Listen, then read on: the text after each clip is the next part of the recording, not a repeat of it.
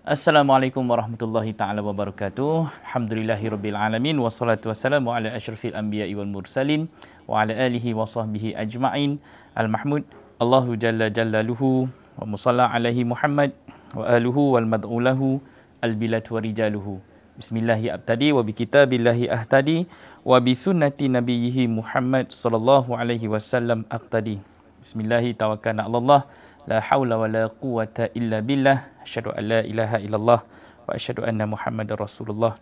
Innallaha yuhibbul ladzina yuqatiluna fi sabilihi saffan ka'annahum bunyanun marsus. Sadaqallahul azim. Ya, alhamdulillah, bersyukur kehadrat Allah Subhanahu wa taala kerana dengan limpah rahmat dan kasih sayangnya pada pagi ini dapat lagi kita bertemu kembali, dapat lagi kita bersama-sama dalam kita menggemburkan tanah, dada dan juga ilmu yang kita harapkan dapat memandu kita kembali semula kepada Allah Subhanahu Wa Taala. Sedikit sebanyak kita istiqamahkan seminggu sekali, walaupun dalam PKP yang semakin kita sedang berusaha untuk menjernihkan suasana dan keadaannya, kita harapkan ilmu ini juga dapat kita minum. Bila semalam saya dah kaitkan bicara makan dan minum, makan kebatilan dan bagaimana kita nak mengutip air-air yang ada di dalam taman ilmu, kerana Allah Subhanahu Wa Taala dalam surah 47 surah Muhammad ayat 15 Allah menggambarkan bagaimana di dalam syurga itu ada 4 jenis air yang kita kena tahu untuk kita mengambil, mengutip, memanfaatkan ilmu-ilmu yang ada di atas muka bumi ini. Jadi kalau dalam syurga itu, taman syurga dikaitkan dengan air tawarnya, ada air masinnya, ada air yang tidak memabukkan dan juga ada madu yang pastinya keempat-empat elemen itu perlu ada di dalam rumah tangga kita. Syurgaku, rumahku, syurgaku, baiti jannati adalah satu simbolik kepada pembinaan sebuah masjid, yang mana masjid itu adalah syurga. Taman syurganya adalah raudah yang pasti kita kena wujudkan di dalam rumah kita sendiri. Jadi di situ adalah ruang ilmu, ruang pendidikan, ruang untuk kita manfaatkan Al-Quran yang Allah telah berikan kepada kita, Allah sampaikan kepada kita melalui utusannya, khususnya untuk kita sebagai umat yang bersyukur, sebagai hamba yang mensyukuri kurnia yang Allah berikan kepada kita, khususnya dalam pembentukan akhlak, sahsiah diri dan juga keluarga kita. So alhamdulillah, jadi bersyukur kehadrat Allah Subhanahu Wa Taala kerana dengan kehadiran sahabat-sahabat semua, saya nampak ramai yang dah masuk ni. Kita ada Umi Hafsah, kita ada Kak Rahayu, kita ada Abang Suhaimi daripada Singapura. Selamat datang, selamat kembali. Sahabat setia kita, Abang Badrul, Kak Arfa, Maziah Hussein aka Precious Aqsa. Kita ada Huda Zakaria, Nora Syamsuddin daripada Singapura juga, Mok Sukamilah daripada Jengka, Kak Fauziah, ni adik Zafirah Hashim kita, dan seterusnya sahabat-sahabat yang lainlah, Abang Harun, Nur Syukur, yang mana semua ni saya jangkakan sudah menjadi sahabat-sahabat mingguan yang kita akan berjumpa pada setiap hari Jumaat, insya-Allah. Dan saya juga nak ambil peluang untuk ucapkan jutaan terima kasih kepada semua penyumbang-penyumbang kepada projek Pelangi yang telah pun mengambil inisiatif untuk memberikan sumbangan khususnya pada hari Jumaat yang barakah ini. Jadi sekali lagi, kempen yang sama tetap kita adakan dan war-warkan setiap hari Jumaat adalah salah satu daripada ruang kepada kita untuk bersedekah. Dan tak semestinya pada hari Jumaat, setiap hari adalah hari yang mendidik kita untuk kita memberi sedikit sebanyak infak, bahagian rezeki yang Allah kurniakan kepada kita untuk kita edarkan, agihkan kepada asnaf-asnaf dan juga mereka-mereka yang memerlukan. Jadi kami di Projek Pelangi, salah satu daripada laluannya adalah untuk kita menyantuni asnaf dan anak yatim piatu yang berada daripada mereka-mereka kalangan yang duduk sama ada di dalam rumah pengasih warga prihatin maupun di luar daripada kawasan Kajang ni.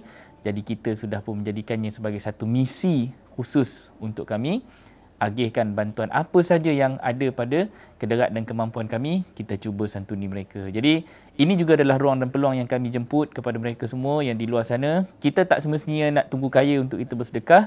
berapa yang kita ada, hatta RM1 sekalipun, di situlah kemampuan dan keikhlasan kita untuk kita sama-sama menambahkan lagi ruang sumbangan yang ada. Jadi daripada sedikit kita campur dan gaulkan, di situlah kita muaikan untuk kita sampaikan kepada mereka yang memerlukan kat luar sana.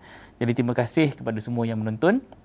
Termasuk jugalah kepada sahabat-sahabat semua yang belum lagi subscribe YouTube channel. Kalau kata Syauqi Hassan tu, aka Bicara Maqasid lah. Dia ada satu page Bicara Maqasid. Jadi sahabat-sahabat yang nak menonton semula, episod-episod yang lepas, sekarang kita dah masukkan sehingga episod yang ke-47 tak silap saya. Hari ni dah masuk episod yang ke-47. So kita dah ada dekat dalam Bicara Maqasid itu, semua itu adalah silibus-silibus. Ada yang tanya boleh tak download, boleh tak saya nak gunakan untuk mengajar anak-anak saya nak masuk dalam sistem pendidikan sekolah tu. Mungkin payah sikit lah sebab saya bukan mainstream. Tapi sekurang-kurangnya apa yang disampaikan itu boleh kita gembur-gemburkan. Jadi something yang kita nak mengocak minda anak-anak, cucu, cicit, even anak murid kita sebagai satu stimulation. Nak bagi dia orang jadi semangat, nak bagi mereka berfurqan kan. Kadang-kadang kalau kita tanya anak-anak kita dekat sekolah, furqan pun mereka tak faham apa maksud dia, sedangkan Al-Quran sudah menjelaskan apa itu hudan, bainat dan furqan. Jadi nama-nama ini kita kena ambil peluang sebagai asas untuk kita, tajuk ini tanam semula. Tuntutan kita hari ini adalah nak kita buat pembenihan, tanam balik satu benda yang sudah lama hilang, sudah dilupuskan, sudah dimansuhkan, sudah dituba, diracun, dimusnahkan oleh penjajahan yang mengakibatkan Islam hari ini telah pun dilihat sebagai Islam yang lain daripada apa yang Rasulullah sudah tanam. Jadi kita mempunyai satu misi khas. Pada kita yang sedang menonton ini, kita semua adalah orang-orang yang terpilih. Yang dipilih, yang Allah cuit hati kita untuk berada di dalam sesi ini. Daripada ramai-ramai seluruh rakyat Malaysia, seluruh rakyat manusia-manusia yang mengakui Islam, yang mana duduk di seluruh dunia ini, anda adalah golongan-golongan yang Allah telah pun cuit sedikit hati tu untuk berada di dalam kalangan yang sedikit ini. Bicara Maqasid ni, abang siap-siap, dia tak ramai orang yang tonton, saya pun tak ada masalah, kami di Prihatin pun tidak ada sebarang masalah, kerana bagi kami formula yang Allah berikan illa qalila. Kalau kita tengok dalam surah 73, surah Muzammil, surah Muzammil adalah surah berkaitan dengan orang yang sedang lena, orang yang sedang tidur, orang yang sedang dikejutkan untuk bangun malam. Tapi di situ Allah bagi sedikit clue. Ya ayyuhal muzammil, qumil laila illa qalila. Di situ ada dua penjabaran yang kita nak kena faham. Wahai orang-orang yang sedang dalam keadaan berselimut. Wahai orang yang sedang berselimut. Wahai orang yang dalam keadaan diselimuti dengan kegelapan. Wahai manusia yang kamu sedang diselimuti oleh musuh kamu dengan pelbagai nikmat keduniaan. Wahai manusia yang mana engkau sedang duduk dalam selimut kenikmatan, keindahan dan juga segala macam keseronokan duniawi sehingga engkau lupa apa tujuan dan misi hidup engkau. Wahai manusia yang sedang lena, yang sedang tidur, yang sedang dalam mimpi, yang sedang mencari impian dunianya, sedangkan dia sedang lupa dan juga menjadi orang yang tercicir daripada impian akhirat. Ini semua adalah satu benda yang kita baca. Dia adalah hak kita untuk membaca tanda. Kita meletakkan diri kita sebagai siapa di dalam ayat tersebut. Kalau Allah sedang bercakap dengan Rasulullah, Rasulullah SAW sudah pun tidak lagi menjadi orang yang menjadi asbab untuk kita membacanya sebagai Rasulullah semata-mata. Apa yang ada dalam Quran adalah satu silibus pendidikan sepanjang zaman. Nabi berlaku kepada baginda adalah satu proses nubuah, satu proses kenabian di mana Nabi menerima wahyu, dan wahyu itu pula adalah sesuatu yang Nabi kena sampaikan, wajib deliver. Benda itu sebagai satu mesej daripada Allah, bukan lagi untuk Nabi. Dan dia adalah satu bacaan yang Nabi kena sampaikan sehingga menyentuh hati orang-orang yang mendengar kata-kata Nabi bahawa ini adalah satu firman, satu kehendak, satu ketetapan yang Allah nak manusia tahu. Di sinilah kita nak kena baca bahawa apa yang Nabi sedang lalui, prosesnya adalah satu proses yang sama. Ia adalah satu contoh, sampel bahawa Nabi dikejutkan daripada tidur. Adakah Nabi seorang saja yang sedang dikejutkan?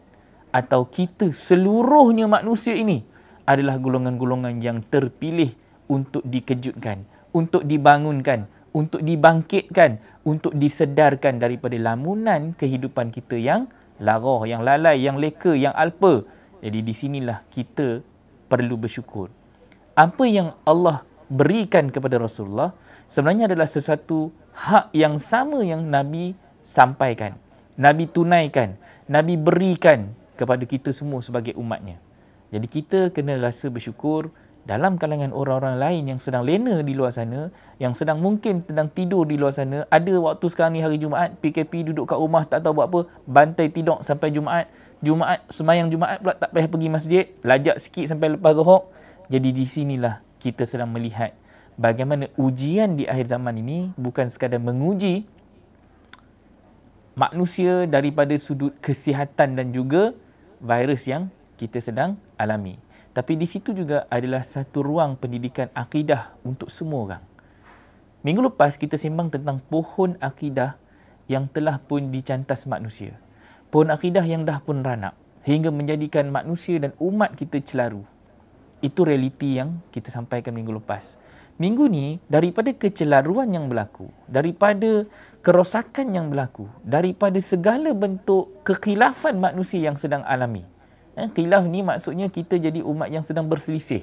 Kita jadi manusia yang sedang diuji dengan persengketaan, diuji dengan perselisihan, diuji dengan pelbagai pendapat dan pandangan sehingga kita sendiri tak mampu nak meletakkan diri kita di dalam golongan yang mana, menjadi kumpulan yang mana, duduk di dalam jemaah yang mana. Sehingga itulah menjadi satu ujian kepada kita. Andainya kita duduk dalam satu tempat, satu golongan, kita risau, kita bimbang, kita berada dalam tempat yang salah. Itu satu benda yang sangat-sangat kita takuti. Dan benda itu adalah satu fitrah. Kalau kita lihat perjalanan Nabi-Nabi terdahulu, kita lihat situasi yang sedang berlaku kepada ujian Rasul-Rasul dan Nabi-Nabi terdahulu dalam nak mencari jalan kebenaran. Ujian mereka adalah mereka mesti melalui proses saringan. Mereka diuji daripada perjalanan hari pertama mereka hidup di dunia itu sendiri adalah satu proses untuk mencipta satu akidah kepada diri mereka. Laluan kepada pembinaan jati diri seorang Nabi dan Rasul itu kadang-kadang kita lihat satu laluan yang sangat susah, sangat sukar. Dan Allah tidak saja-saja design benda itu, melainkan Allah nak mencipta seorang yang hebat, seorang yang kuat, seorang yang berprinsip. Jadi kita membaca apa saja kisah yang ada dalam Quran adalah satu perjalanan uswah Rasul yang wajib kita ikuti. Ini satu poin yang kita kena faham. Dalam surah 33, surah Al-Ahzab, ayat 21, Allah berfirman dalam menatakan dan menampakkan benar sungguh-sungguh telah ada pada diri Rasul satu uswah. Laqad kana lakum fi rasulillahi uswatun hasanah. Di situ Allah memberi satu clue. Benar sungguh-sungguh telah ada pada diri seorang Rasul Allah itu, diri Rasul di situ dinampakkan bagaimana dinampakkan uswah yang kita nak ambil. Uswah yang baik yang kita nak ikuti ada pada diri seorang Rasul. Jadi sunnah yang kita nak ambil, sunnah yang kita nak ikutinya adalah satu sunnah contoh yang dah ditunjukkan oleh seorang Rasul. Dia bukan sekadar Nabi saja, tetapi Nabi menerima wahyu, Nabi mendapat maklumat dan ilmu, tapi ilmu itu Nabi tapis, Nabi kemaskan, Nabi percantikkan. Bagaimana Nabi nak deliver setiap wahyu yang Nabi dapat kepada umat manusia dalam bahasa yang paling mudah untuk mereka laksanakan Al-Quran. Untuk mereka laksanakan dan bainatkan. Benda tu sebagai satu tadarus, Nabi tafakurkan dan Nabi tadaburkan untuk mentadbir manusia dan seluruh manusia ini tabayunkan dalam prinsip kehidupan harian. Ini adalah satu proses pendidikan. Bermula daripada tadarus, tafakur, tadabur dan tabayun. 4 elemen ni kena ada sebagai satu elemen zikir yang berulang-ulang. Daripada zaman Nabi sampailah ke zaman kita, inilah siri ulangan, duplication, replication yang kita sedang buat. So kalau kita hilang salah satu ciri yang ada pada keempat-empat elemen zikir ni, maka kita menjadi umat yang kekurangan dari sudut pelaksanaan dia. Kita mengambil konsep zikir.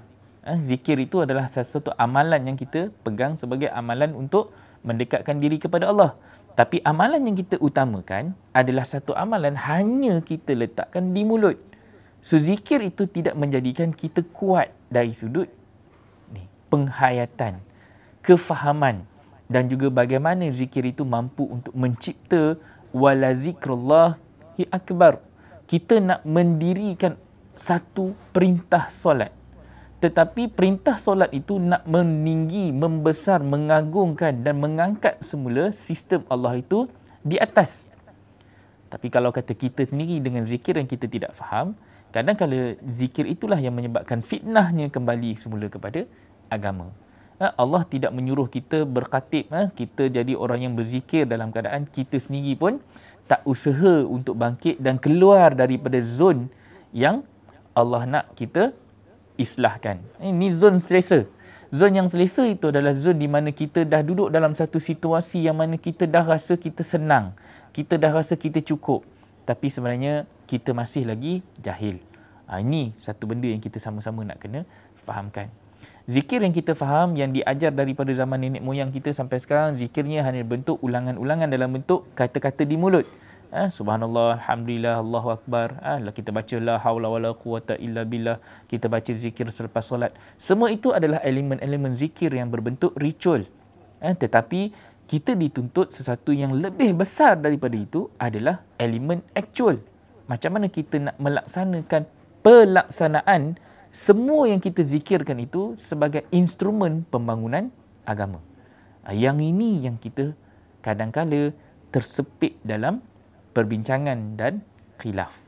Yang ni memang susah nak jumpa. Yang itulah timbulnya macam-macam lah pandangan, macam-macam pendapat. Kata yang ni hakikat, yang ni syariat, yang ni tarikat, apa semua. Itulah yang dinamakan mazhab dan juga perpecahan, perselisihan. Bila kita melabel-labelkan golongan-golongan yang ni, kau ni sufi. Sufi nanti dah masuk tasawufnya pula. Yang ni golongan-golongan hakikat, yang ni makrifat. Jadi di sinilah kita kadang-kadang kita terpelecok. Kerana kita takut untuk kadang-kadang kita tengok dia ni, ekstrimnya Islam dia ni. Kita nampak kawan ni, yang ni nampak loose pula.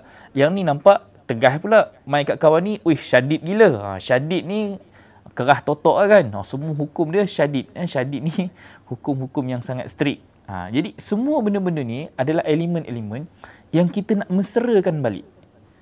Ini antara contoh-contoh perpecahan yang kita tidak sedar berlaku selepas kewafatan Rasulullah. Dan perpecahan ini mengakibatkan fitnahnya kembali balik kepada Allah. Islam yang asalnya cantik, yang asalnya indah, yang Nabi dah tanam dengan cantik pohon tadi, pokok akidah yang dah baik, tetapi di hujungnya menjadi sesuatu yang buruk bila sampai kepada umatnya.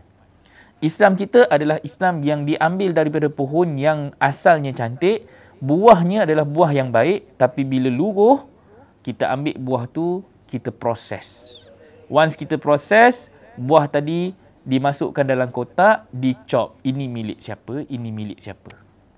Dia jadi satu produk. Produk yang akhirnya dikonsume, diguna pula oleh orang-orang awam, tapi orang awamnya tidak melihat pokoknya. Mereka kenal produknya. Macam hari ni lah. Kita cerita dekat anak-anak kita kan. Anak-anak yang duduk bandar ni, dia kenal ayam. Tetapi ayam yang dikenal, ayam tu dah tak ada bulu. Ayam yang dikenal daripada kecil, dah siap dipotong. Ayam yang dah siap dimasak. Kalau dia jumpa ayam mentah pun, dia dah tak rupa ayam. Dia kenal ayam, dia cuma tengok dalam TV, dia cuma tengok dekat dalam paper, dia cuma dalam buku, dia cuma nampak visualnya saja. Mereka tidak dapat pegang yang originalnya. Mereka tidak berpegang kepada satu bentuk yang nyata, yang jelas. Ini ujian kita pada hari ini. Ujian kita, kebanyakan umat Islam hari ini, mereka berpegang kepada kata-kata yang datang daripada pelbagai jenis produk. Kita bercakap dan kita memegang pada percakapan dan pandangan manusia. Ramai daripada kalangan kita tidak kembali merujuk kepada kitab Allah yang asal. Di sini hilangnya furqan. Furqan itu membezakan yang hak dengan yang batil. Kita tak mampu berfurqan kerana kita tidak ada yang hak tadi. Kita tidak ada kemahuan dan kemahiran untuk kita membaca yang hak. Kita tidak faham sesuatu yang dah lurus kerana kita sudah dapat yang bengkok. Daripada kecil sampai besar, kebengkokan itu semakin jauh, semakin jauh, semakin jauh, membawa kita jauh lagi daripada jalan yang lurus. Kerana apa? Bila kita jumpa kawan ni, kita dengar cakap kawan ni. Lepas tu bila kita rasa ustaz ni seronok, agamawan ni best sikit, kawan ni seronok sikit cara dia sembang, cara dia cakap, nampak rupa dia pun meyakinkan, baru kita pun ikut dia. Kita makin jauh, makin jauh, makin jauh, makin jauh. Dah jumpa kawan ni, dah bosan dengan kawan ni, jumpa pula orang lain. Dah cuba dengan jemaah ni, dah rasa, nampak yang ni pula seronok, masuk pula dekat kawan ni. Jadi ini antara benda-benda yang kita lalui. Tetapi semua itu tidak batil. Di sini yang kita nak kena ambil hikmahnya. Hikmah perjalanan kita dalam mencari kebenaran itu adalah laluan yang sama seperti mana Nabi-Nabi dan Rasul-Rasul terdahulu lalui. Rasulullah sendiri pun dah ada berapa NGO. Bahasa mudahnya lah. NGO yang Nabi dah masuk. Even Hifdul Fudul yang Nabi sendiri jadi pengurusinya waktu itu. Nabi adalah salah seorang daripada orang yang sangat bergiat aktif. Ni Rasulullah SAW lah cerita tentang Nabi Muhammad. Nabi selepas saja Nabi berhijrah bersama-sama dengan bapa saudara dia. Maksudnya selepas saja kematian datuknya ketika umur 8 tahun. Waktu itu Abdul Muttalib telah mengambil tugas dan tanggungjawab untuk menjaga amanah ke atas Rasulullah. Dan di situlah Nabi dikenalkan dengan dunia. 8 ke 10 tahun adalah proses pendidikan Nabi belajar berbisnes. Umur 10 tahun Nabi sudah mula masuk merayap ke seluruh jazirah Arab. Ada lebih kurang 17 negara yang Nabi dah pergi. Waktu tu dipanggil negara lah. Dalam konsepnya wilayah-wilayah. Kalau kata Syam contohnya, kita duk bayang Syam itu Jordan, padahal Syam itu termasuklah Syria, kan? Termasuklah kawasan-kawasan yang belakang itu Baitul Maqdis, kan? Kawasan itu semua waktu itu adalah Syam, sebab itu dipanggil tanah Syam, tanah yang diberkati. Jadi bila dilihat sebagai satu zon yang diberkati, tempiasnya dirasai oleh Jordan hari inilah. Syam pun termasuk dalam kawasan Jordan. Kan, Jordan termasuk dalam wilayah Syam. Betul kan ayat tu? So di sini kita nampak Nabi mempunyai satu ruang pendidikan yang sangat-sangat global. Nabi mengenali dunia ini. Kita kenal Nabi ketika umur 40 tahun. Tapi kebanyakan kita jarang-jarang kita membuat satu urutan semula untuk melihat sirah Nabi itu sebagai satu proses pembentukan akhlak Nabi dalam proses mempersiapkan diri baginda untuk menjadi seorang Rasul. Nabi ini adalah laluan yang sangat-sangat cantik cara dan kaedah pendidikan yang Nabi lalui. Apa saja yang Nabi lalui ketika umur 40 tahun ke atas, maksudnya selepas proses kerasulan, itu adalah satu sunnah Rasul yang kita kena cari. Cari dan gali yang benar. Bukan kita cari, kita main pakai saja. Ambil saja apa yang kita rasa itu adalah sunnah. Tak. Sebab sunnah yang sebenar adalah sunnah kepada pembangunan agama. Itu sunnah yang paling penting untuk kita ikuti. Masalah kita pula hari ini, kita lebih banyak melihat kepada sunnah berbentuk peribadi. Di sini kita akan lihat ada dua benda yang kita kena fahami. Satu, sunnah yang berbentuk peribadi yang datang daripada Nabi sendiri. Maksudnya, cara kehidupan Nabi, macam mana Nabi menggauli isterinya, macam mana Nabi bersosial daripada dalam kalangan sahabat bersama dengan isteri-isteri yang ada. Itu Nabi bersikap sebagai seorang manusia. Sama saja dengan orang lain. Macam mana bila Nabi kata, Ana basyarum mislukum, aku sama saja manusia seperti kamu. Maksudnya Nabi pun ada nafsu. Nabi pun ada juga kan keinginan terhadap duniawi. Sama macam mana Nabi pun sendiri cakap, aku pun masuk ke pasar, aku pun pergi ke pasar, aku pun buat ini buat itu. Sama saja kan konsepnya. Itu adalah satu sunnah yang mana Nabi tidak lari daripada sifat-sifat manusia biasa. Yang nak diangkat sunnah Nabi tadi ni menjadi satu sunnah yang praktikal, Sunnah yang mampu untuk membangunkan agama adalah sunnah Rasulnya. Sebab tu bila Nabi kata, taraktu fikum amroin ma intamasaktum bihima lan tadillu abada kitaballahi wa sunnata rasulih. Dua benda yang aku tinggal kat engkau ni, korang ni confirm tak akan sesat. Lan tadillu, dijamin tidak akan sesat. Dijamin korang tak akan bingung. Abada, selama-lamanya. Benda apa yang Nabi tinggalkan? Kitab Allah. Satu kitab yang menjamin dengan pasti apa saja yang kita duk perselisihkan, yang kita sembang, yang kita duk rasa, kita duk bergaduh hanya bab itu, bab ini, bab furuk-furuk ini, tapi kitabnya kita tak kenal. Kitabnya kita tak pernah baca. Kitabnya kita tak pernah faham. Sembang, gebang, power betul-betul lah apa saja yang kita cakap dekat luar ni, tapi bila kita tidak mengenali kitab Allah, yang kita duk berdebat ini menjadi sia-sia. Kita hujah-hujah tetapi hujah kita tidak kuat. Hujah kita tidak bernas. Tidak ada nas yang mengikuti mulut kita. Mengikuti kefahaman kita. Mengikuti akal dan juga ilmu di dada kita. So kita hanya menjadi orang yang cakap disembang ni kuat, kencang. Tapi dari sudut pelaksanaan, kita tak mampu melaksanakan praktikal Al-Quran tu. So Nabi kata, wasunnata rasulih. Di sini sunnah yang sebenar-benar yang kita nak ikuti adalah sunnah Rasulnya. Bukan Rasul pada Rasulullah semata-mata. Pada Rasulullah SAW, Nabi Muhammad semata-mata. Sunnah Rasul yang ditunjukkan oleh Rasul-Rasul yang ada di dalam Quran. Inilah benda yang kita nak kena baca dengan menggunakan akal yang sihat. Di mana kita membaca Quran, kita boleh identify yang mana yang satu benda yang Allah tegur Nabi. Sebab dalam Quran, terlalu banyak teguran yang Nabi terima. Nabi disucikan, Nabi dibersihkan. Tindak tanduk Nabi yang mana yang boleh tegur Nabi adalah Allah sendiri. Kalau kita sembang dengan ramai, pemimpin ni namanya pemimpin. Bila melibatkan satu institusi kepimpinan, melibatkan pemimpin. Pemimpin ni dia ada satu levelnya sendiri. That's why Islam dia membuat satu sistem syura. Syura bainahum itu adalah satu proses di mana kepimpinan itu boleh ditegur. Tetapi teguran itu tidak sampai melalui individu mengikut jalan belakang. Dia melalui satu proses berdepan. Itu dipanggil dipan-dipan di dalam Al-Quran. Syura di mana semua ahli syuranya mengeluarkan pandangan, mengeluarkan pendapat. Di situ Nabi menerima furqan sahabat. Kan? That's why kalau kita tengok banyak daripada sirah-sirah Nabi, ketika mana Nabi nak pergi berperang, Nabi akan bertanya pada pandangan pendapat sahabat-sahabat. Nabi nak buat sesuatu keputusan, Nabi akan tanya pandangan sahabat. Menunjukkan tak semua benda adalah datang daripada kuasa dan veto seorang Nabi.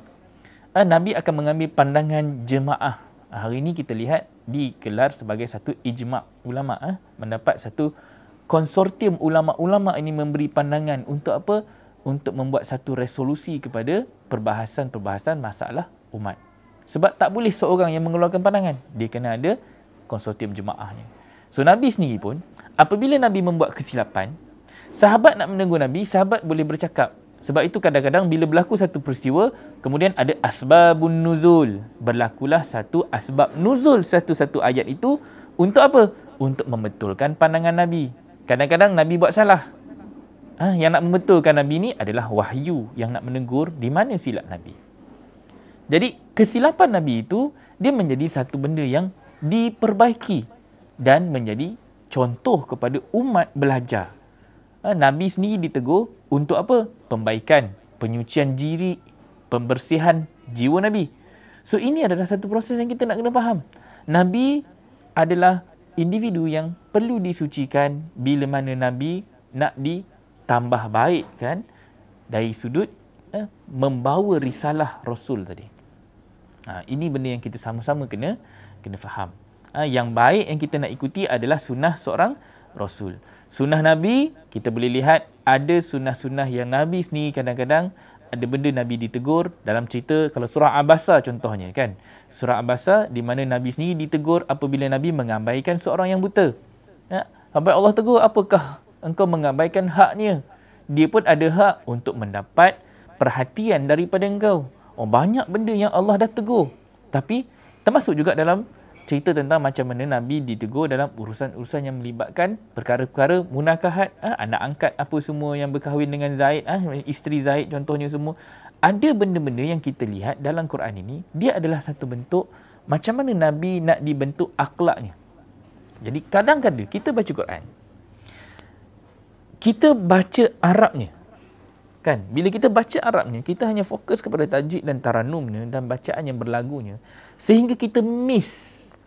Kita terlepas pandang. Sayangnya kita ni, umat yang sepatutnya dapat satu yang sangat-sangat besar ni, kita rugi dari sudut ilmu, knowledge yang ada dalam Quran tu. Ya betul, kadang kita nak pahala. Tapi, jadilah umat yang untuk seketika, kita ambil pahala tu, kita letak tepi dulu. Allah nak bagi-bagi. Itu hak dia. Bukan kata kita buang pahala tu. Tak.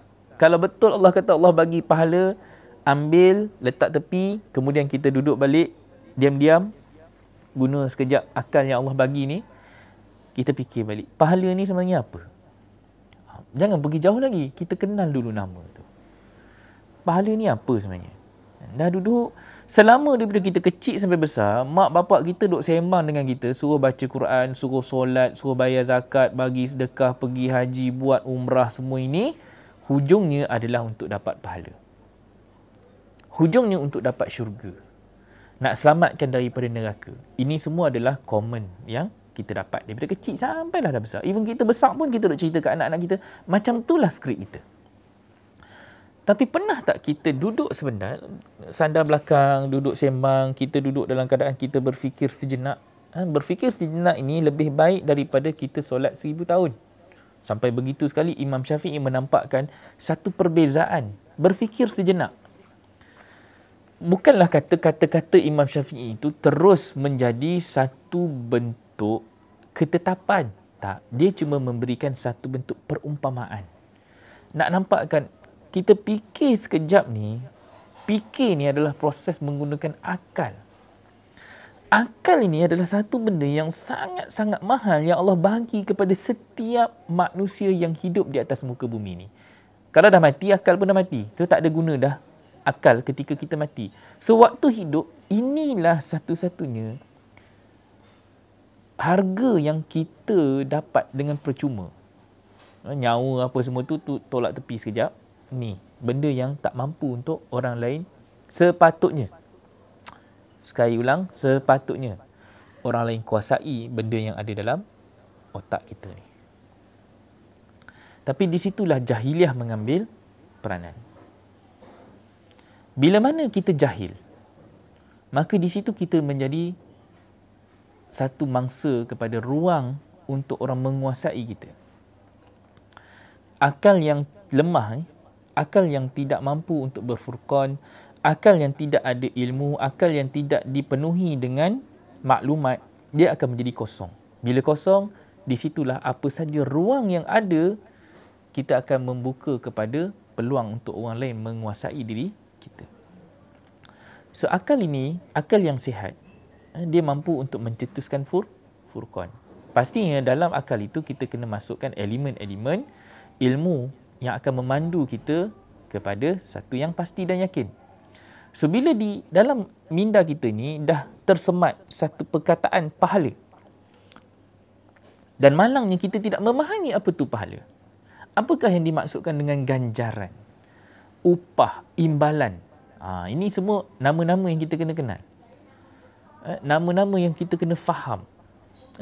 Allah bagi sesuatu benda tu khusus kepada kita, tapi apa sebenarnya mesej Allah yang sebenar? Allah bagi pahala, betul, itu yang kita faham dari sudut bahasa Melayunya. Tapi bila kita buka semua ayat-ayat dalam Quran itu yang melihatkan maksud pahala, kita akan jumpa sebenarnya Allah nak bagi ganjaran. Setiap perbuatan baik ada ganjaran ni tak? Ada, wajib ada. Kalau kita hanya mengharapkan pahala, maka kita akan mempunyai satu masalah di mana kita mengharapkan ganjaran di masa depan, akhirat nanti.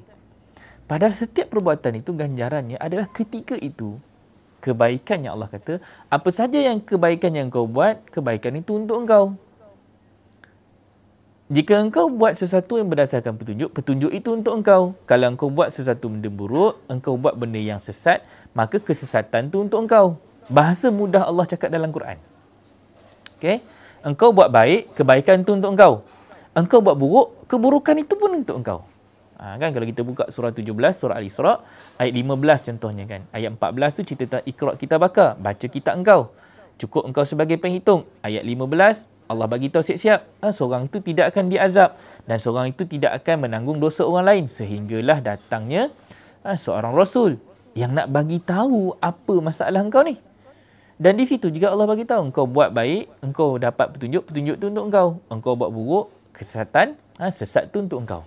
Pilih engkau nak yang mana. So kita pun di sini kena faham. Kita nak pahala. Kalau dalam akal kita menampakkan pahala yang kita dapat itu adalah angan-angan kita di akhirat nanti, maka itulah yang akan menjadikan kita sebagai individu yang begitu. So amalan kita buat, kita mengharapkan pahala yang di sana. Tapi kalau kita faham ganjaran, kalau kita baca Quran dengan kemahuan yang kuat untuk kita menggali setiap ayat-ayat yang ada dalam Quran itu, kita nak fahamkan, kita nak melaksanakan perintahnya, kita nak tahu sains di sebalik ayat-ayat ini. Apakah metodologi pendidikan? Allah bagi satu pedagogi khusus untuk kita faham this knowledge, something yang sangat-sangat besar. That's why dipanggil surah itu surah An-Naba.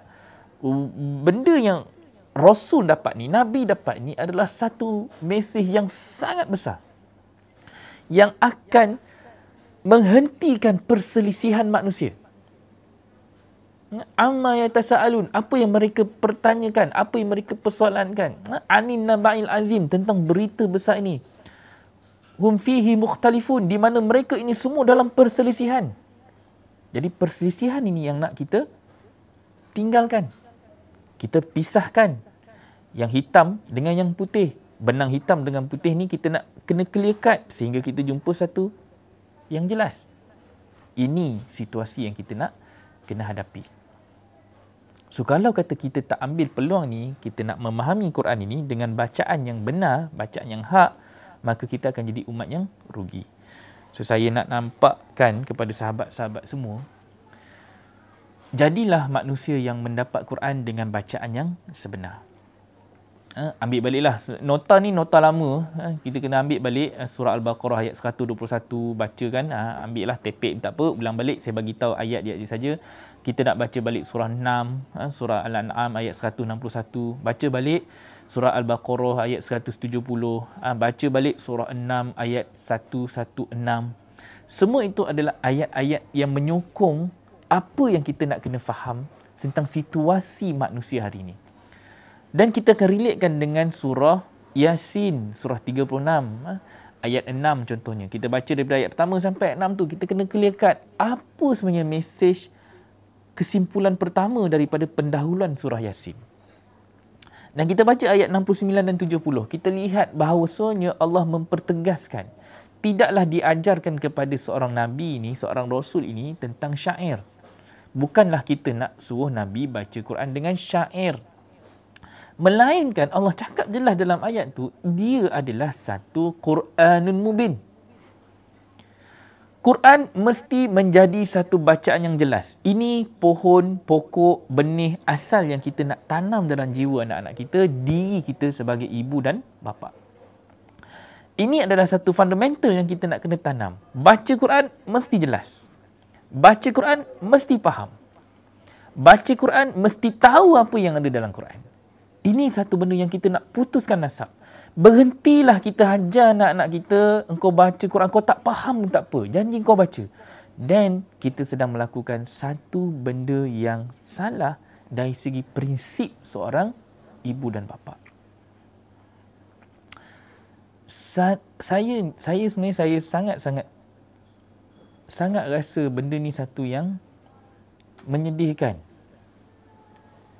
Satu benda yang menyebabkan kita rasa kita mengabaikan Quran itu tanpa kita sedar. Bila kita disalah fahamkan dengan satu mesej yang simple. Baca Quran tak apa, yang penting baca sebab ni akan bagi kau pahala. Inilah yang akan selamatkan kau kat kubur nanti. Inilah yang akan selamatkan kau kat neraka nanti. Inilah yang akan bawa kau ke syurga.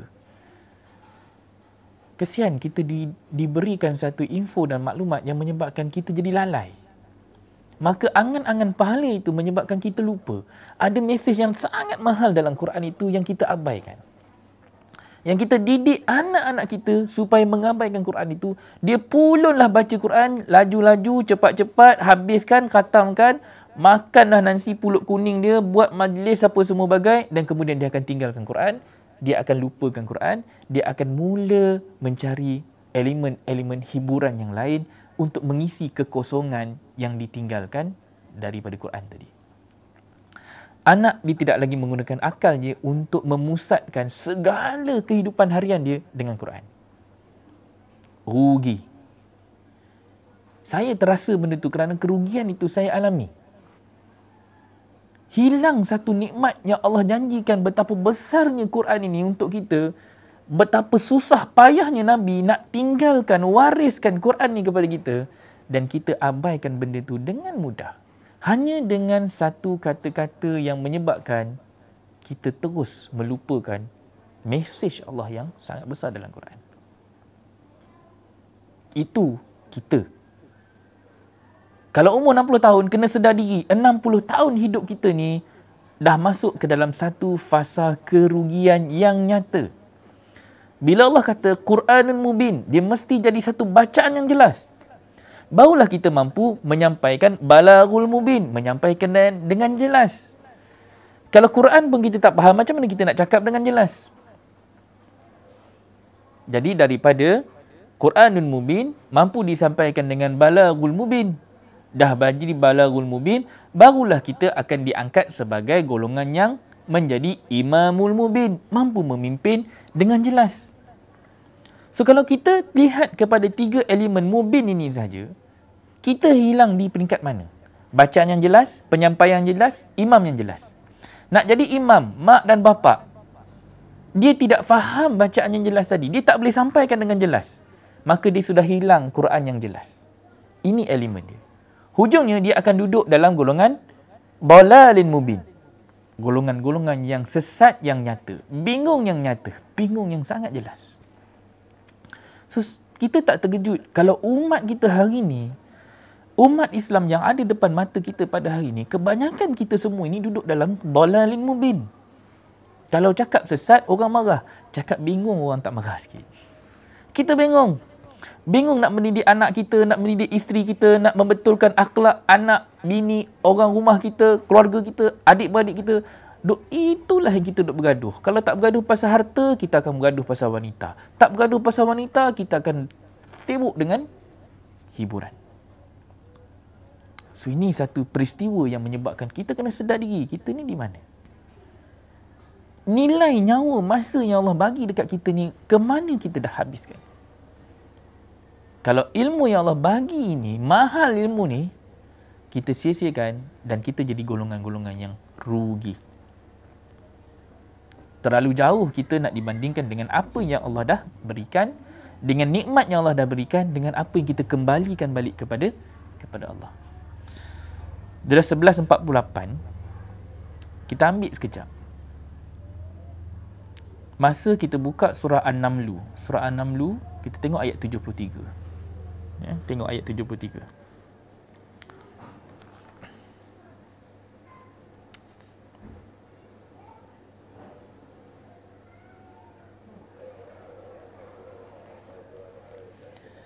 Apa Allah kata dalam ayat ni? Baca pelan-pelan. Ambil peluang.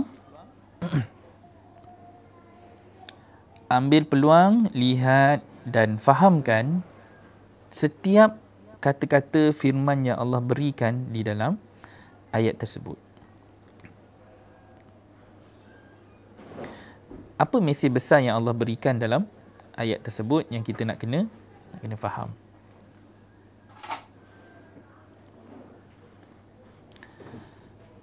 Ayat 73 Wa inna, dan sesungguhnya. Di sini nak cakap Allah serius tak? He is very serious.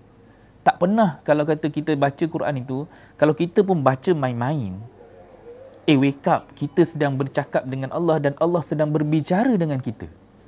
Engkau baca Quran, Allah tengah cakap dengan engkau ni. But then, kita tak rasa apa-apa. Allah kata sungguh-sungguh, kita baca main-main. Allah suruh perhatikan, tapi kita pandang sambil lewa. Itu akhlak kita dengan Allah.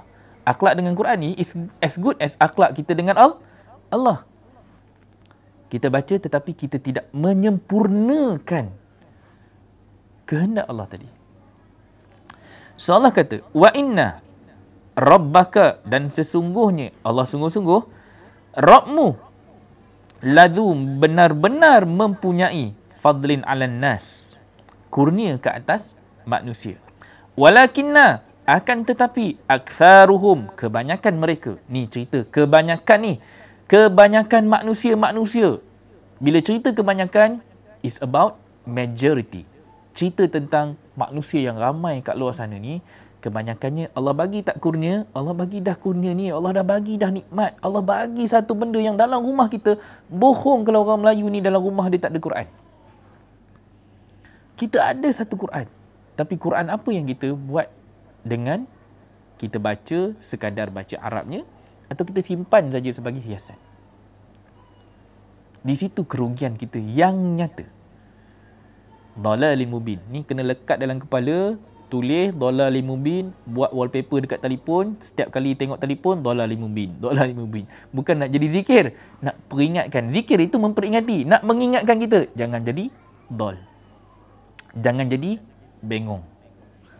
Jadilah umat yang betul-betul umat yang berpetunjuk, yang lurus, yang nak mencari balik jalan yang lurus ni, jalan kebenaran. Buanglah perangai main-main kita ni. Dah cukuplah kita jadi mak bapak orang tapi kita tak sedar diri, yang kita lupa, yang kita lalai. Anak-anak kita ni apa akan jadi lagi 50-60 tahun lagi? Kita nak tinggalkan mereka, nak mewarisi zaman kita nanti ni, adakah kita meninggalkan mereka dalam keadaan lemah? Tu ambil pula surah An-Nisa ayat 9, baca berulang-ulang sampai kita faham. Apa sebenarnya mesej Allah dalam Quran? Walakinna aktsaruhum la yashkurun, Allah kata. Dan kebanyakan mereka tidak mensyukuri. Banyak daripada kalangan kita tak bersyukur. Allah dah bagi Quran tapi kita tak bersyukur. Allah dah bagi Islam, Allah dah bagi iman, tapi sejauh mana kita mensyukuri nikmat Islam dan iman ni? That's why saya kata dalam surah Muzammil tadi tu, qumil laila illa qalila, qumil laila illa qalila, bangunlah malam illa qalila. Dia ada dua frame kita boleh baca di situ. Pertama, nak bangkit malam, malam tu yang sedikit, maksudnya daripada 2/3 malam ada 1/3 malam, ataupun 1/2 malam. Itu contoh bacaan macam mana kita nak kata yang kita nak bangkit waktu tu, pilihlah nak bangkit 1/2, 1/3, 2/3, pilihan. Tapi dalam dimensi yang lain, Allah nak cakap yang nak bangun malam ni tak ramai, sikit. So kita ni dalam kegelapan ni, siang terang benderang ni, hakikatnya malam tak? Malam. Hakikatnya dalam gelap. Hakikatnya kita tak nampak cahaya. Ada Quran dalam rumah, tak nampak cahaya Quran itu. Ada Quran dalam rumah, dah dibukakan dengan pelbagai bacaan-bacaan, terjemahan pun ada, tapi kita tak nampak jalan dia. Why tak nampak? Selalu saya mengalami satu situasi di mana kebanyakan orang yang saya jumpa, bila kita dah mula bersembang dengan Quran, dia macam saya jugalah, macam saya kata tadi lah, saya sendiri akan rasa sedih kerana saya rasa saya tertipu dengan dunia yang saya rasa saya dah cukup Islam. Saya dah rasa saya dah beriman. Hakikatnya saya sendiri pun tak kenal Quran itu seadanya dan sepatutnya. Sedih sebab mengaji kita dah pergi jauh dah. Kita dah pergi pondok, kita dah masuk universiti, kita dah mengaji kitab, kita dah berguru dengan berdepan-depan. But then, that knowledge tak sampai kepada kita, dan Quran yang ada depan mata kita tu tidak menusuk dada kita dan dia melekat dalam dada. Dia just duduk di mulut. Itu yang paling sedih dalam 30 tahun umur saya ketika saya berjalan mencari kebenaran. Tapi bila kita dapat, bersyukurlah sekarang ni saya duduk dekat dalam Rumah Pengasih Warga Perhatian, dan di mana dalam suasana RPWP ni, Al-Quran itu menjadi satu benda makanan harian kita. Minuman yang hari-hari nak menyucikan kita. Di situlah keuntungan secara peribadi saya meletakkan diri saya dah jumpa satu tempat untuk saya membersihkan diri saya. Buang all the clouds yang ada dalam kepala. Buang ni benda-benda yang kita rasa kita tak jumpa selama ni, tapi Alhamdulillah Allah bagi tempat untuk kita merujuk. Sekurang-kurangnya kita ada tempat. Yang lain yang tak ada tempat, yang masih tergaba-gaba, yang masih mencari-cari, yang masih belum jumpa jalan yang lurus, masih lagi hidup dalam keadaan in denial. Kita duduk dalam keadaan angan-angan dan kealpaan yang hakikatnya kita dalam keadaan bingung yang nyata tadi. Tugas kita sangat besar dan nak mengajak manusia keluar daripada kejahilan ini. Sambung baca ayat yang seterusnya, 74. Wa inna, sekali lagi. Allah tegas tak? Allah tegas. Allah sungguh-sungguh. Allah kata apa? Rabbaka la ya'lamu ma tukinnu. Ya, mengetahui apa yang disembunyikan.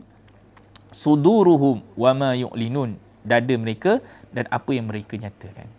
So Allah tahu tak apa yang ada dalam dada kita? Yang kita sembunyi, kadang-kadang kita menyembunyikan kebenaran. Kita mempertontonkan kefasikan. Kita jadi orang yang munafik, orang yang fasik, orang yang kafir musyrik. Semua nama-nama tadi jangan labelkan kepada Abu Jahal. Jangan hanya labelkan kepada Abu Lahab. Jangan hanya labelkan kepada orang Cina dan orang India. Labelkan dulu kafir, musyrik, fasik, munafik. Semua itu adalah label untuk kita pakai. Untuk kita kalungkan once kita sendiri jadi orang yang menolak hukum-hukum Allah. Dan seterusnya, ayat 75.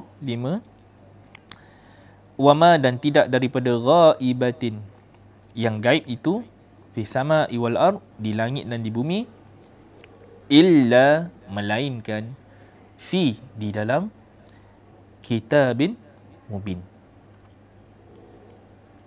Apa yang Allah nak bagi tahu kita tentang rahsia langit dan bumi, yang Allah tahu, sebenarnya Allah dah ceritakan di dalam kitab yang jelas. Inilah kitabin mubin yang kita kena faham. Kitab yang menjadi sumber kepada kita untuk memahami hakikat rahsia dunia dan juga macam mana kita nak menguasai hidup kita dengan pedoman Quran. Kebanyakan kita tak sedar, kebanyakan kita lalai, kebanyakan kita ni, ramai daripada kalangan kita ni lupa. Allah dah bagi kat kita petunjuk yang jelas. Allah dah bagi kat kita satu manual kehidupan yang dah memang 100% clear. Engkau buat ini, engkau akan dapat jalan yang lurus. Tapi manusia memilih keingkaran dan kejahilan. Di situlah ruang yang kita nak kena sama-sama betulkan. So, ambil peluang pada hari ini, saya pun bukanlah orang yang terbaik untuk bercakap dari sudut mengajak kita semua ni kembali kepada Al-Quran ini dalam bentuk yang kita kena sama-sama fahami, bukan sekadar kita jadi orang yang membaca semata-mata. Kalau kata orang yang mengajak Al-Quran dengan tajwid yang betul, dengan tarannum yang betul, semua itu adalah hak Al-Quran untuk dibaca dengan lafzah Arab. Itu hak Al-Quran. Untuk mengekalkan bacaan yang turun daripada turun-temurun. Arab ini satu bahasa yang kita kena fahami bahawa Al-Quran terpelihara. Allah sendiri cakap dalam Quran, Allah dipelihara dalam bahasa Arab. So, kita tak boleh mengubah. Itu hakikat. Yang pentingnya, jangan sampai kita mengubah makna dan maksud ayat Quran. Mengubah perkataan yang ada dalam Quran. Itu yang salah. Jadi, kalau salah baca, dia boleh mengubah makna. Betul lah tu. Itu benda yang kita kena faham. Tapi lagi rugi kalau kita baca Quran dah betul, tapi kita tak faham makna. Itu lagi bingung. Masalah kita tak rasa itu satu bentuk kebingungan. Jadi di sini sekali lagi, saya dengan rendah diri pun mengajak sama-sama untuk kita mengambil peluang dan manfaat daripada kekeliruan kita yang lalai, yang leka, yang jauh daripada kebenaran selama ni, untuk kita kembali semula kepada Al-Quran. Tanam semula benih pokok kita, sekecil-kecil perkara dalam hidup kita yang ditegur Allah melalui Quran, itu semua adalah bicara akhlak. Kita tak dapat lari daripada pembinaan jati diri, prinsip diri kita sebagai seorang manusia yang berakhlak Al-Quran. So, sebagai ibu bapa, this is a wake up call. Ini adalah satu kejutan, goncangan yang kita sama-sama nak kena sedar diri. Anak kita bakal mewarisi kejahilan kita kalau kita tidak lakukan sesuatu bermula daripada hari ini. Mereka melihat kita dan mereka duplicate apa yang kita buat, apa yang kita cakap, apa yang kita lakukan dalam aktiviti harian kita. So, cari jalan macam mana untuk kita harmonikan kembali. Nak berubah islah hijrah, automatically benda itu terlalu besar, bukan mudah. So, di sini kita kena susun siasah. Berubah sedikit demi sedikit, bit by bit. Mulakan dulu dengan kita menggali Al-Quran, memahami Quran, mencari jalan macam mana kita nak faham Al-Quran. Jangan rushing untuk kita tahu keseluruhan Al-Quran. Pegang balik disiplin surah 75, surah Al-Qiyamah, ayat 16, 17, 18, 19 sampai 20, 21. Itu semua adalah disiplin dalam kita nak membaca Al-Quran, mencari kebenaran. Kena ingat apa saja Quran yang mana, ketika mana diturunkan, daripada hari pertama sampailah 23 tahun Rasulullah berjalan, itu adalah satu asbab. Dan ketika mana wahyu pertama itu turun, Nabi dah run perjalanan Al-Quran itu. As good as Nabi buat bagaikan Nabi nak mati pada esok hari. Itu Nabi cakap benda ni, engkau dapat satu benda, satu barang, jalankan benda itu ibaratnya macam kau nak mati esok hari. Tapi kalau engkau rasa engkau dapat satu benda, kau nak bekerja untuk dunia ni, engkau buatlah macam mana engkau nak hidup lagi 1000 tahun. So, kalau kata kita nak tanam pokok, akidah ni jangan tanam hari ni nak makan esok. Tanam hari ni biar kekal 1000 tahun. Kita tanam akidah anak-anak kita ni untuk dia kekal sampai 1000 tahun akan datang, dia akan diwarisi oleh anak, cucu, cicit zaman generasi mereka seterusnya. Jihad itu perlu dilakukan secara total. Kafah. Kita bukan nak cakap-cakap, tapi kita nak buat. Saya ni 1 jam cakap ni pun, saya sendiri pun kadang-kadang ditegur, banyak cakap tapi tak buat. So, Allah tegur dalam Quran tu. Surah 61 tu. Jadi, kalau kata kita sendiri pun jadi manusia, kita tak nak membaca Quran sebagai teguran daripada Allah, bahawa setiap elemen teguran itu Allah imbangkan pula dengan kabar gembira. Al-Quran, satu peringatan, dan dalamnya adalah juga berita gembira. Nazira wa basyira. Dia adalah satu berita yang ada nazirnya, peringatannya. Dan ada basyirnya, orang yang nak memberi berita gembiranya. So, kita kena dilute dua-dua ni sebagai satu air cairan yang mencair dan boleh menyatu dan memberikan kepada kita satu ketenangan. Furqan yang membebaskan kita daripada golongan kiri kepada kanan. Di situ ruang untuk kita cari hitam dan putih. Di situ ruang untuk kita buang gharar, benda-benda yang syubhah, yang kelabu asap yang kita tak nampak. Kekeliruan-kekeliruan yang kita tak kenal. Di situ kita nak baca daripada Quran, sumbernya, dan dia akan memperhalusi kita supaya kita dapat baiki mana ruang untuk kita islahkan. Mana sikap buruk kita yang kita nak tinggalkan. Baca surah 74, kalau kata 73 tadi, bangun tidur, 74, adalah satu goncangan untuk kita bangkit. Wahai orang yang berkemul, engkau dah nampak tapi engkau duduk nyangkung lagi, duduk selimut lagi, malas nak turun mandi, malas nak bangun, duduk kira kan nak bangkit ke nak sambung tidur ke. Itu perangai manusia. Dah nampak kebenaran tapi malas lagi nak bangkit. Dah dapat kebenaran tapi nantilah, tunggulah, satgilah, esoklah, lusalah. Azamnya tiap-tiap tahun buat, tapi dalam azam kita tak ada azam untuk kita membaca Quran dengan kefahaman. Sayang umur kita dah semakin tua, usia kita dah semakin lanjut. Dalam masa yang sama, saki-baki usia kita ni nak kita manfaatkan 100% untuk agama. Dalam kita mengejar akhirat, kita tidak boleh tinggalkan dunia. Macam saya tulis baru ni lah. Ibaratnya kita menanam padi. Ketika kita tanam padi, rumput pun akan tumbuh. Jadi padi ni ibarat akhirat. Engkau tanam padi, padi akan tumbuh. Kau tak boleh elak, akan ada rumput-rumput, lalang-lalang yang akan ikut tumbuh bersama dengan padi. So, lalang tadi tu adalah simbolik kepada dunia. Tapi Tak ada orang yang tanam lalang nak mengharapkan padi akan tumbuh. So jangan sampai kita menumbuh lalang. Yang tumbuh dekat dalam kehidupan kita ni lalang je. Ditiup angin ke kiri ke kanan. Lalang. Tapi kita mengharapkan hasil seperti padi. So jangan sampai kita nakkan akhirat seperti padi yang kita tanam adalah lalang. Dan hakikatnya lalang ni tak payah tanam. Dia tumbuh sendiri. Itulah pokok liar. So adakah kehidupan kita dekat dunia selama ni, kita hidup kat dunia ni liar? Liar saja kan. Buat ikut suka hati. Buat apa yang kita nak. Bukan apa yang Allah nak. Kalau tanam padi, ada takwim tak? Ada takwim, ada disiplin. Mula dengan membajak, mula dengan kita nak menuai, dengan kita tanamnya. Kemudian dah tumbuh, dah menguning. Ada aliran air yang kita kena kontrol, kita kena kawal. Sampailah kita harvest, dah tuai.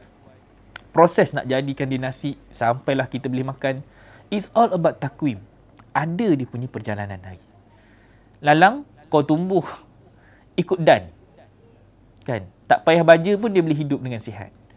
So di sinilah benda yang kita nak kena gunakan akal dan fikir. Di manakah kita punya ruang cara hidup yang betul-betul mengikut fitrah dan sunnatullah yang Allah kehendaki di dalam Al-Quran. Terima kasih kepada semua. Saya rasa dah cukup 12-6 minit, dah 1 jam kita bersiaran. Minta maaf kalau saya cakap hari ni, saya pun kalau boleh kita nak berdepan, kalau ada depan saya ni seronok kita sembang. Dia tak jadi 1 jam, dia boleh jadi 3-4 jam. Tapi di situlah ruang pendidikan seminggu sekali yang mampu kita usahakan. Andai kata apa yang disampaikan ini menjentik jiwa, menjentik diri, memberikan sedikit kebenaran di dalam dada, maka itulah terbitnya as-siddiq. Siddiq bermaksud benar. Membenarkan sesuatu, lalu kita akan menjadikannya sebagai sedekah. Ilmu ini adalah percuma daripada Allah untuk kita sampaikan. Tapi dalam kita nak membangunkan agama, semua manusia perlukan modal. Nabi sendiri nak pergi perang perlukan modal tak? Perlukan modal. So di situlah ruang kita dapat melalui sedekah-sedekah yang diberikan. Hari Jumaat adalah hari kita bersedekah. Mudah-mudahan sedekah yang disumbangkan melalui projek Pelangi disebutkan tadi, at least kita dapat menyantuni lebih ramai asnaf-asnaf dan anak yatim yang memerlukan. Dan makanan, minuman yang paling diperlukan oleh manusia hari ini bukan anak yatim dan asnaf saja, termasuklah kita yang jahil ini, adalah untuk kita memakan kebatilan yang ada dalam diri kita, lalu kita nak gantikan dengan air yang menghilangkan haus, dahaga kita kepada nikmat agama, nikmat petunjuk, nikmat Islam, nikmat iman yang dah hilang. So itulah kekeringan jiwa yang ada dalam diri kita ni, yang kita nak berikan dengan air yang betul-betul mampu untuk jadi air tawar, yang menawarkan kemasinan kita hidup dalam dunia yang penuh dengan fitnah manusia. Berikan kita madu, nak mengeluarkan kita, menyembuhkan kita dengan penyakit-penyakit yang ada di dada kita. Memberikan kita satu minuman yang tidak mabuk. Betapa Quran ini yang sudah pun berusia 1500 tahun, kalau kita gali, dia tidak pernah memabukkan, melainkan mengasyikkan kita untuk terus menggali Quran. Dan akhir sekali, dia menjadi satu susu yang menguatkan imuniti kita. Dan susu terkait dengan seorang ibu. Ibu adalah orang yang mampu menyusukan anak-anaknya, memberikan sedikit kekuatan, immunity body kepada mereka yang nak membesar, nak bangkit menjadi seorang manusia. So kita pilih, kita sedang mencari air apa daripada mutasyabihat yang ada dalam Al-Quran, surah 47, surah Muhammad. Seronok surah Muhammad ni. Saya kalau dalam banyak-banyak, daripada surah pertama sampai surah 114, sampai surah Muhammad atau dipanggil surah Al-Qital, surah ni, surah perjuangan, surah melibatkan peperangan, perjuangan, kita nak berperang, Al-Qital dipanggil. Surah Muhammad tu sangat-sangat dekat dengan saya. Selain daripada namanya tu adalah cerita tentang macam mana kita nak dipilih sebagai individu-individu yang bersama-sama dengan kumpulan Muhammad tu. Baca, jangan hanya sekadar baca. Bacalah sehingga kita dapat perjalanan proses tu. Daripada Quranul Mubin, Balaghul Mubin, Imamul Mubin, yang ada sebagai panduan yang ada dalam Kitabul Mubin. Kalau tidak, then kita akan jadi manusia yang Dhalalil Mubin. Itu rumusan kita pada hari ini. Mudah-mudahan kita dapat satu nikmat, satu petunjuk, hidayah untuk sama-sama kita tanam semula pohon akidah kita yang lurus. InsyaAllah semuanya bermula daripada benih kalimatin thayyibatin yang ada di dalam Al-Quran juga, insyaAllah. Okay, terima kasih kepada semua. Okay, saya tak sempat baca komen-komen, tapi saya yakin setiap komen itu akan saya baca selepas habis live nanti. Mudah-mudahan Allah akan memberikan ilmu yang sangat-sangat bermanfaat pada hari ini, akan memberikan kita petunjuk, semangat, booster untuk kita terus pacu ke depan. Jangan lupa kongsikan, share. Mudah-mudahan kita dapat sampaikan mesej yang kita bincangkan pada hari ini kepada lebih ramai sahabat-sahabat, teman-teman, ahli keluarga yang tak dapat bersama kita pada hari ini. Okey, itu saja daripada saya, 12.11. Mohon ampun dan maaf jika ada masa yang saya dah ambil. Jadi insya-Allah kita jumpa pada minggu depan, hari Jumaat, hari yang sama, dan kita akan terus menggali Al-Quran ini, dan kita akan fokus kepada untuk kita mendalami benih Al-Quran yang ada sebagai satu ruang pendidikan untuk kita membangun semula dasar agama, meletak dia kembali ke tempat yang paling tinggi. Itu saja daripada saya. Yang baik itu datangnya daripada Allah, yang buruk itu datang daripada kelemahan penyampaian saya. Hadza wallahu yar'ana wa yahfazuna walhamdulillahirabbil alamin. Assalamualaikum warahmatullahi wabarakatuh.